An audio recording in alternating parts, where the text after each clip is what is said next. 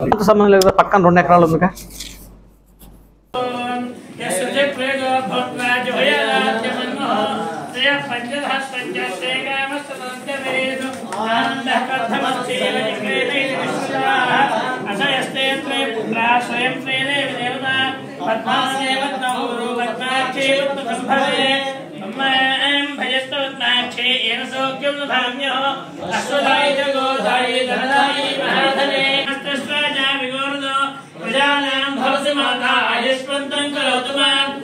ఎన్నో సంవత్సరాల నుంచి ఎదురు చూస్తున్నటువంటి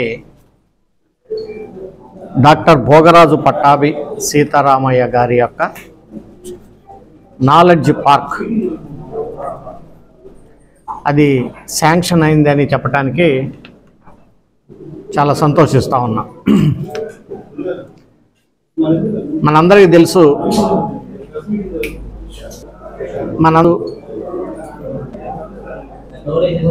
ఆంధ్ర బ్యాంకు వ్యవస్థాపకులు ఎన్నో లక్షల మందికి ఉద్యోగ అవకాశాలు కల్పించినటువంటి ప్రముఖ స్వతంత్ర సమరయోధులు డాక్టర్ భోగరాజు పట్టాభి సీతారామయ్య గారు మొట్టమొదటిగా మచిలీపట్నంలో ఆంధ్ర బ్యాంకును స్థాపించారు. తర్వాత అది యూనియన్ బ్యాంక్ ఆఫ్ ఇండియాలో మర్జీ కావటం ద్వారా ఆయన పేరు మీద కౌన్సిల్ వాళ్ళు, హైకోర్టు వాళ్ళు ఆదేశాలు ఇచ్చినా ఎన్ని చేసినా వాళ్ళు ఇప్పటికి కూడా వాళ్ళలో చలనం రాలేదు. ఇది ప్రజలంతా గమనిస్తూ ఉన్నారు. ఇది ఎవరికో ఒక పార్టీకి సంబంధించినటువంటి అంశం కాదు. ఇది మచిలీపట్నం ప్రజానికానికి సంబంధించినటువంటి విషయం. ఇలాంటి అడ్డంకులు పెట్టడం అది సరైనటువంటి పద్ధతి కాదు. మరి వాళ్ళ పార్టీ అధినేతకి ఇవన్నీ తెలుస్తున్నాయా లేదా, ఇక్కడ ఈ విషయాలు ఎవరు చేస్తూ ఉన్నారు, వీళ్ళు చరిత్రలో లేని విధంగా 52,000తోటి ఓడిపోయారంటే ఇలాంటి పనులు చేయటమే ప్రధానమైనటువంటి కారణం. అధికారం చేతిలో ఉంది కదా అని చెప్పేసి అభివృద్ధి కార్యక్రమాలను అడ్డుకోవటం సరైనటువంటి పద్ధతి కాదు. ఇది ప్రజలకు సంబంధించినటువంటి విషయం. ఇప్పటికైనా వాళ్ళు అర్థం చేసుకొని మచిలీపట్నం అభివృద్ధి కోసం డాక్టర్ భోగరాజు పట్టాభి సీతారామయ్య గారి యొక్క ఆడిటోరియం, అలాగే ఆయన డెవలప్మెంట్ మ్యూజియం కోసం నిర్మించబడుతున్నటువంటి ఈ కార్యక్రమాన్ని అందరూ సహకరించాలని చెప్పేసి నేను విజ్ఞప్తి చేస్తాను. రోడ్స్ తోటి కాంపౌండ్ వాళ్ళు, ల్యాండ్స్కేపింగు, వాళ్ళ బంధువులతోటి మాట్లాడి విగ్రహాన్ని ఏ రకంగా పెడితే బాగుంటుందనే ఉద్దేశంతో ఒక మంచి విగ్రహాన్ని మంచి ఆర్కిటెక్ట్ చేత తయారు చేయటం జరుగుతుంది. నెక్స్ట్ ఫేజ్లో ఒక ఆడిటోరియం, మంచి ఆడిటోరియం. సో మచిలీపట్నంలో ఒక మంచి ఆడిటోరియం, అన్ని ఫంక్షన్స్ చేసుకోవడానికి వీలుగా ఒక మంచి ఆడిటోరియం కూడా నిర్మించడం జరుగుతుంది. అందులోనే ఒక పక్కన union bank of India zonal ఆఫీసును కూడా వాళ్ళు కట్టుకుంటామని చెప్పి అడిగారు. సో దానికి కూడా ఈరోజు రాష్ట్ర ప్రభుత్వం పర్మిషన్ ఇస్తూ ఉంది.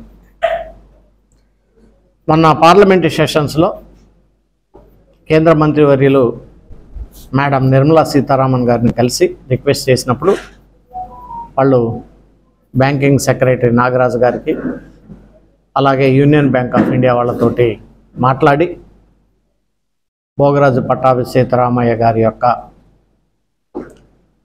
విగ్రహాన్ని అదే రకంగా నాలెడ్జ్ పార్కును చేయమని చెప్పి మేడం గారు ఆదేశాలు ఇవ్వటం జరిగింది. వచ్చే నెలలో డెఫినెట్గా దాన్ని భూమి పూజ చేయడానికి నా వంతు నేను ప్రయత్నం చేస్తా ఉన్నాను. వచ్చే నెలలోనే, సెప్టెంబర్లో. దానికి బ్యాంకింగ్ సెక్రటరీ నాగరాజు గారిని ముఖ్య అతిథులుగా ఆహ్వానించాం. అలాగే యూనియన్ బ్యాంక్ ఆఫ్ ఇండియా ఎండి గారు కూడా వస్తారు.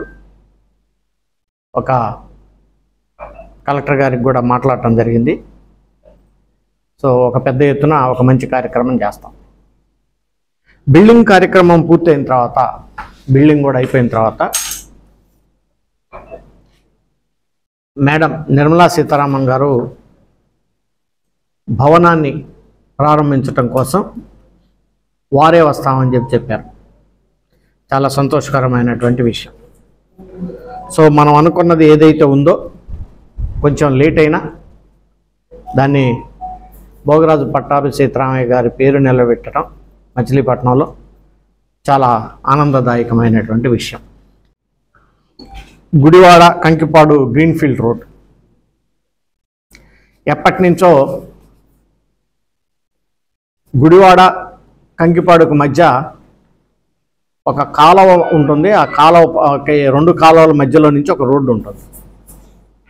సో ఎన్నిసార్లు రోడ్లు వేసినా ఆ రోడ్డు వర్షాల టైంలో కానీ కొన్ని 2-3 సంవత్సరాలకి ఈ సైక్లోన్స్ వల్ల కానీ అది పాడైపోవటం జరుగుతూ ఉంది. దానికి సరైనటువంటి మార్గం పొలాల మధ్యలో నుంచి ఒక గ్రీన్ఫీల్డ్ రోడ్ని తీసుకెళ్లాలని చెప్పేసి కేంద్ర మంత్రి నితిన్ గడ్కరీ గారికి రిక్వెస్ట్ చేయడం జరిగింది. 27 కిలోమీటర్లు 4 లైన్ రోడ్స్, 2 నేషనల్ హైవేలు కలుపుతూ కంకిపాడు నుంచి గుడివాడకు కూడా పిఎం గతిశక్తి అనేటువంటి పథకం కింద దాన్ని కూడా త్వరలోనే డిపిఆర్లు తయారు చేపిస్తూ ఉన్నారు. అదే రకంగా మీ అందరికీ తెలుసు, ఆ విలేజెస్ అన్నీ కూడా దాదాపు బేతవోలు, నాగవరపాడు, బూసినగల్లు, మహేశ్వరపురం, పాములపాడు, దోసపాడు, ఇవన్నీ లక్ష్మీపురం, ఎండ్రప్రగడ, ముక్కపాడు, ఇవన్నీ విలేజ్గా దాదాపు ఒక 12 విలేజెస్లో నుంచి రైతులు అందరికి కూడా వాళ్ళ పొలాల రేట్లు పెరిగే విధంగా ఈ గ్రీన్ఫీల్డ్ ప్రాజెక్టు చేయబోతా ఉన్నాం. అదే రకంగా ఇప్పుడు మనకి మచిలీపట్నం పోర్టు కూడా దాదాపుగా కంప్లీట్ కాబోతూ ఉంది. దాదాపు 50% అయింది. నాకు తెలిసి 1 సంవత్సరం లేదా 1 సంవత్సరం 3-4 నెలల్లో మచిలీపట్నం పోర్టు ప్రజలకి అందుబాటులోకి వస్తుంది. దానికి సంబంధించినటువంటి రోడ్లు ఏదైతే ఉన్నాయో పోర్టు అనుసంధానంగా ఉన్నటువంటి రోడ్లు సౌత్ పోర్ట్ నుండి రైస్ మిల్ వరకు NH 65 కలుపుతూ దాదాపు 18.5 కిలోమీటర్లు 6 వరుసలు 6 లైన్స్ గ్రీన్ఫీల్డ్ రోడ్డును కూడా మంత్రి గారు ఆమోదం తెలిపారు. సో దానికి దాదాపు పోర్ట్ రోడ్లో 7 అండర్ పాస్లు వస్తాయి, 3 ఫ్లైఓవర్ల నిర్మాణం వస్తాయి. సో మచిలీపట్నం బీచ్ రోడ్డు కూడా ఫ్లైఓవర్ నిర్మాణానికి కూడా రిక్వెస్ట్ చేశాం. సో ఇవన్నీ వచ్చినట్లయితే దాదాపుగా మచిలీపట్నం పోర్టుకి ఒక పక్కనేమో రైల్వే కనెక్టివిటీ కూడా అయిపోతూ ఉంది, ఒక పక్క ఇది కూడా అయిపోతూ ఉంది. సో ఎయిర్పోర్ట్ కూడా దగ్గరగా ఉంటుంది. సో ఇది one of the best port అయింది ఆంధ్రాలోనే. అఫ్కోర్స్ వైజాగ్దేమో వేరే ప్రాంతాలకు దగ్గర అయితే ఈ పోర్టు హైదరాబాద్కి అత్యంత దగ్గరైనటువంటి పోర్టు. అదే రకంగా హైదరాబాద్కే కాదు, అప్ టు నాగపూర్ వరకు కూడా ఇదే షార్ట్ డిస్టెన్స్ ఉన్నటువంటి పోర్టు. సో ఈ పోర్టుకి అన్ని విధాలుగా కూడా వైబిలిటీ వస్తుంది.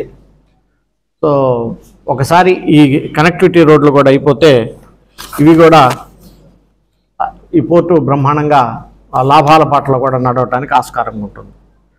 సో అదే రకంగా ఈ పోర్టుకు సంబంధించి ఇప్పుడు ఉన్నటువంటి 4 లైన్ రోడ్డు ఏదైతే ఉందో మచిలీపట్నం నుంచి విజయవాడ వరకు దాన్ని 6 లైన్ చేయమని చెప్పి కూడా అది కూడా అడిగాం. సో దాన్ని కూడా 6 లైన్గా చేయబోతూ ఉన్నారు. డెఫినెట్గా అది కూడా అయిపోతే ఈ పోర్టుకి అన్ని విధాలుగా కూడా బాగుంటుందనేటువంటిది మా ఆలోచన.